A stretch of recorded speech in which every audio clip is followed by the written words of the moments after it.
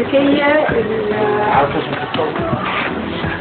فعلا ابني بمعنى الكلمة، ومش هقول ايدي اليمين وايديا ورجليا في الشغل الاستكتيكي بجد.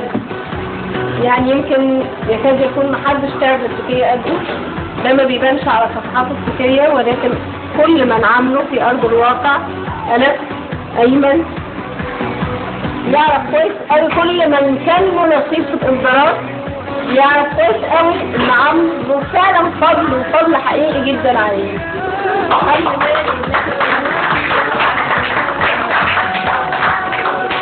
يا عم والله انت كده تبقى زي يوسف ادريس كمان يعني. ده نفس في قصة بس أحمد الملايكة أنا أشار إليها، قصة عنوانها اسمه لوحده، قصة قصيرة رائعة. هناك في مصر. تمام؟ دي إدارة عبد الله صبري، هي خلصت كده. ماشي؟ قصة طبعا قصة قصيرة صعب إن هي يعني تذاع، هي تكتب، فأنا هحاول إن شاء الله لأنها لغويا ضايع. خبرة متسعة بدأت تضيق. أعرف شخصا يعرف آخر يمت بصورة لثالث يعرف القصة كاملة. عندما أصرتني القصة كان قد تساقط منها الكثير، وربما أضيف إليها كما أظلمني المدينة التي هدها الجوع والظلم، حكمها ظالم سجن فيها كل ثائر.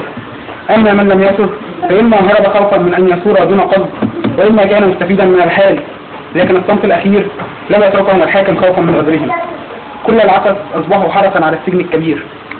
صارت المدينة ملكا للحاكم، أعني فعليا صارت له وحده.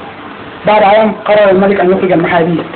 قيل الحاكم ضاق بالبراح، الاتساع بدأ على أنفاسه يطبق ويخنقه. قرر الملك ولم يستجب السجان.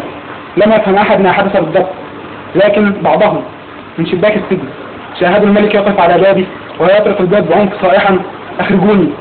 عندها جاءه صوت سجان عميق، صوت خلق لا يتحدث من وراء الباب: أمر حيث مدينتنا أن تبقى في سجن. تمام.